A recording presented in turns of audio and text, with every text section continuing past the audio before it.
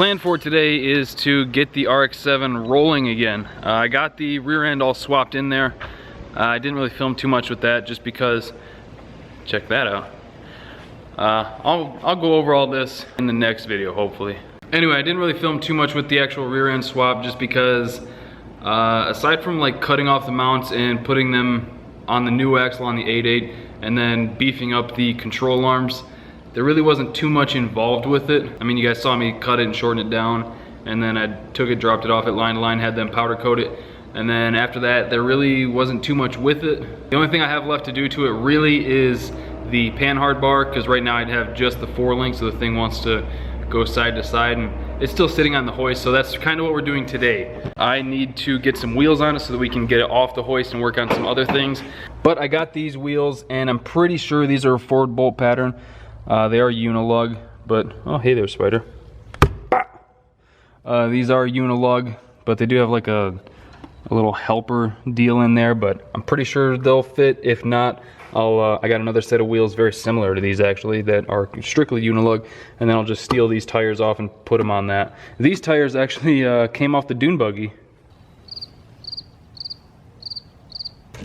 Yep, so now we're just going to head over to the garage and hope those wheels work. If they don't, it's a little bit more work switching tires, but we do have a tire machine. We do have a tire machine, so it's not going to be a huge deal.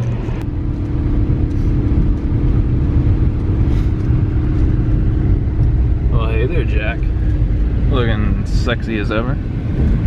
Never thought I'd say those words, huh?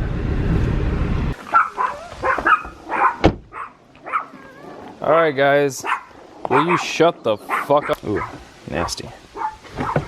Might have to hose these off a bit real quick. Turn some lights on. And then see if the lug nuts are the same, or if the threads are the same. It'd be sweet if they were. Yeah. Wow. Sweet. So I've got 9 of those. 9 and 10 ain't bad. I only brought 4. Oh. Well, in case they didn't fit, I didn't want to bring a bunch over and forget them.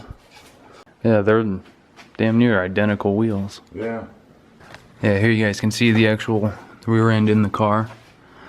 Everything's lining up pretty good. Then you can see right there where, if it'll focus, where I added in this pipe. It was, I think that was like 7/8 bar, and now it's inch and an eighth or so. Same thing on this side, and then let's see.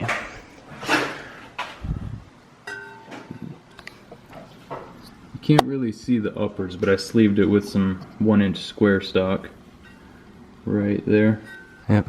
And the only thing I gotta do is make a mount for the panhard bar up there to keep it centered, but for now we'll throw some wheels on it so we can move it around and get it off the hoist.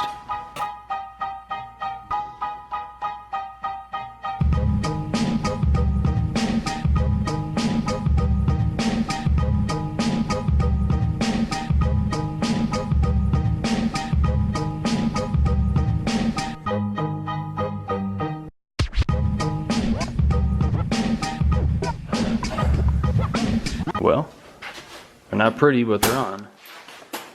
And man, do they stick out. Just a little bit. But there's plenty of room. But there is plenty of room behind them. Like, got a lot. I can dang near fit my whole fist back there. So let's take it down and see how it looks. See if it's gonna rub anywhere. If it does, I think it'll be on that front right there.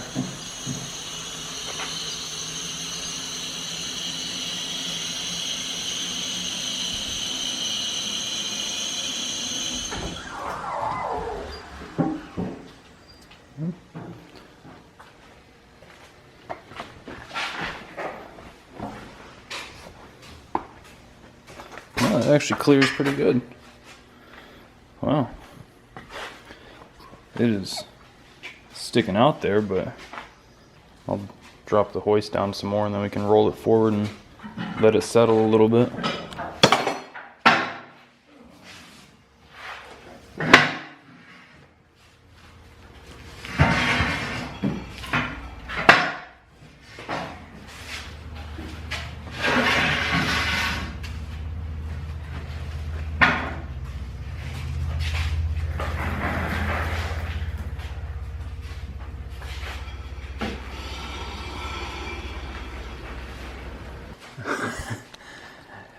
She got some wide hips on her. That looks so goofy.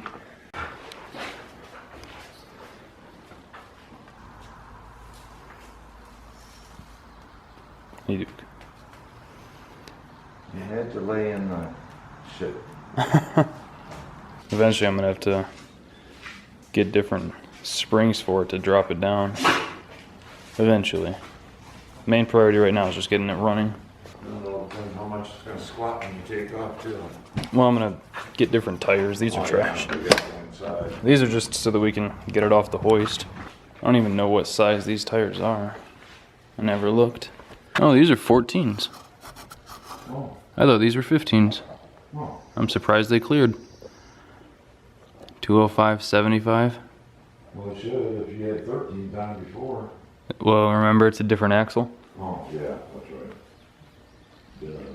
These are pretty much 25s. Wow.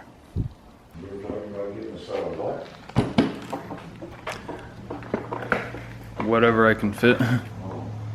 I know people have fit 28 10.5s on these without mini tubbing them. Man, definitely needs to come down. But one step closer. Yeah, I'm gonna have to measure these wheels and find out what back spacing I can go with, because I know that I can for sure go back another 2 inches, maybe 2.5. Because I mean, these are, they're sticking out up here about 1.5 inches, and then back here where the body tapers in about 2 inches. I'm assuming that these are about 8-inch wide wheels, looking at how much the sidewall's going out of these 205s. And then they're fairly dishy, so it could be like a 0 offset, maybe even -10 or so. So I think if I got like an 8-inch wheel with, you know, 5.5 inches of back spacing, that'd probably be about perfect. And then as far as the height issue, because I mean the thing looks like a monster truck.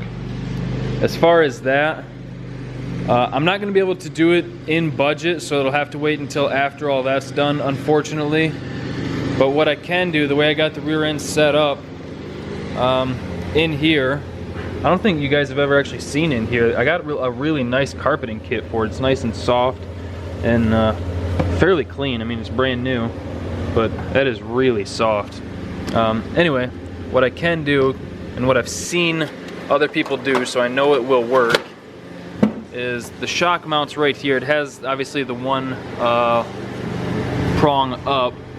What I've seen people do, so I know it'll work, I don't know if it'll work forever, they'll get the little adapter to go from this one down to like a normal eyelet shock, and then I can run some coilovers on it, like some QA1s or something.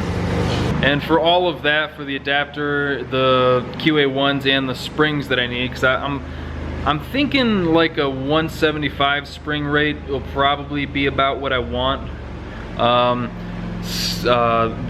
Like lowering springs and stuff for these cars are about 200, give or take, 200, 250 in that range. So I'm thinking like a 175 for like a drag car. And then the adjustable coilovers to adjust the valving and stuff. And I think that's about what it'll want. But obviously it's going to be trial and error, because the weight back here should be pretty close to how it'll be stock as far as all the sprung weight. So that's something that I could do. And I did, obviously you saw I got rid of the Watts link, so there's going to be a bunch of binding issues. The 4-link geometry isn't the best, just because the upper arm is about half the length as the lower arm. So if you think of like a lever swinging like this, and then the top one's going like that, you can see the arc difference in them. So the bottom one will have like a much more gradual arc, and then the top one will be super dramatic. So that'll be a factor.